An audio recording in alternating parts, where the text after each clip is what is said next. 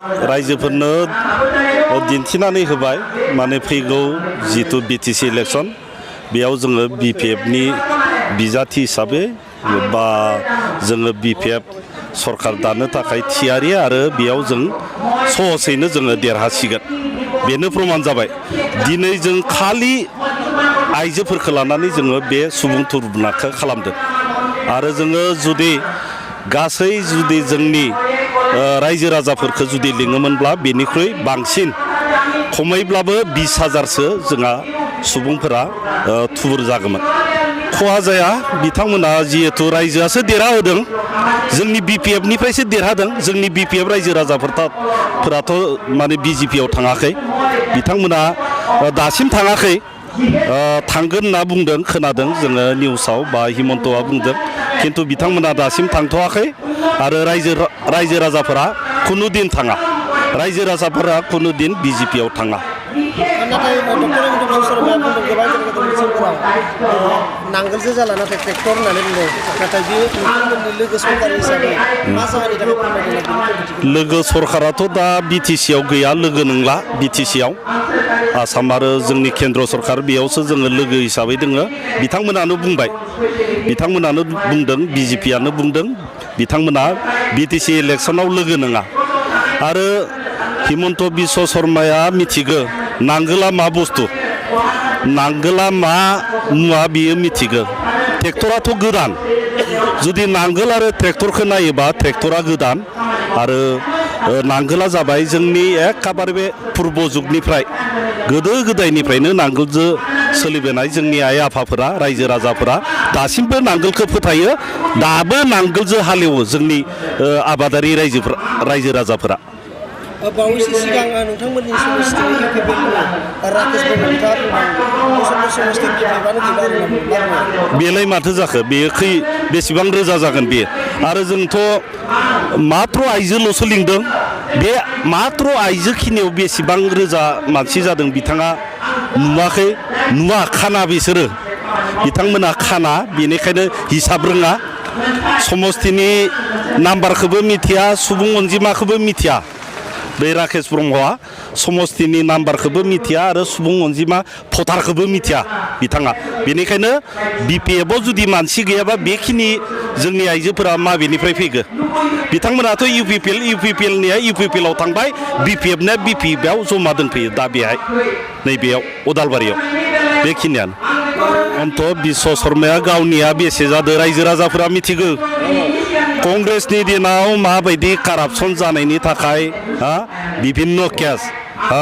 सारदा लुइट बाजार जोङो पेपार मिडियायाव मोनबाय थादों आरो नैबे एबारबा मा जायो एबार बिजेपियाव फैनानै बिथाङा मा जायो रायजो राजाफोरा हमगोन रायजो राजाफोरा हिसाब नागिरगोन जानो हागौ बिथाङा कंग्रेसनिफ्राय बिजेपियाव ओरैनो फैयाखै माबा मोनसे दोङो नङाबा दल सोलायनाया एफा बोसोर कंग्रेस खालामबाय बिजेपि खालामनाया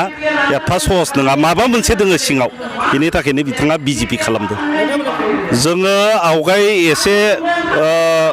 तेइसथा मोनगोन होननानै सानदोंमोन आङो खिन्थु दा मोजांसिन जाबाय दा जोङो खमैबाबो 25निफ्राय 30थानि गेजेराव मोनगोन 25निफ्राय 30नि गेजेराव जोङो मोनगोन प्रथमाव आङो 23ल' मोनदोंमोन आंनि हिसाबाव खिन्थु दा नुबाय 25निफ्राय 30नि गेजेराव सहसैनो मोनगोन आरो लाइमोना बेनो जोंनिया लाइमोना साख्रिल' नङा बिभिन्न टेकनिकेल लाइनाव थांनांगोन आरो जोङो बैसो गोनांखौल' खेथि मावनो होबाय थाबाबो जानाय नङा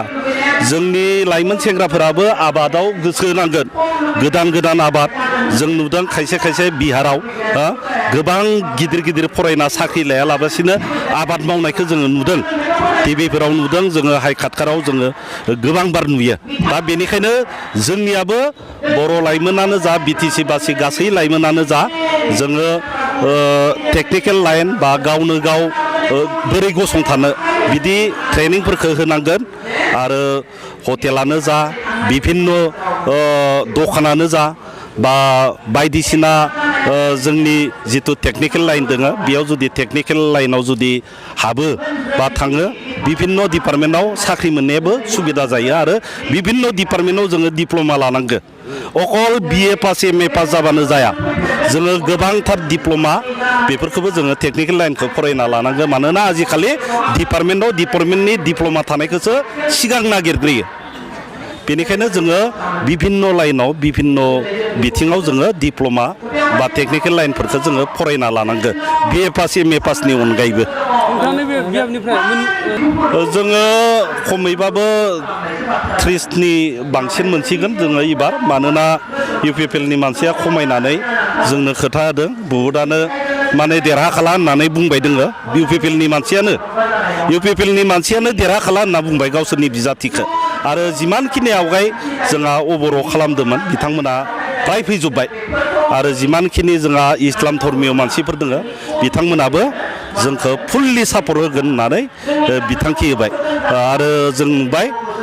दाख्लै हिमन्त बिश्व शर्माया 6 नभेम्बराव 6 नभेम्बराव जाखिनि खोथा बुंबाय बेयाव रायजो राजाफोरा जोंनो खोथा होदों हिमन्त बिश्व शर्मानि खोथायाव ओंखारबाय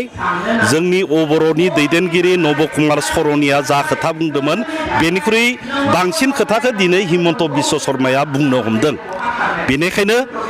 अबर'निख्रुइ देरसिन लिडार जाना दङ हिमन्त बिश्व शर्माया अबर'निख्रुइ देरसिन लिडार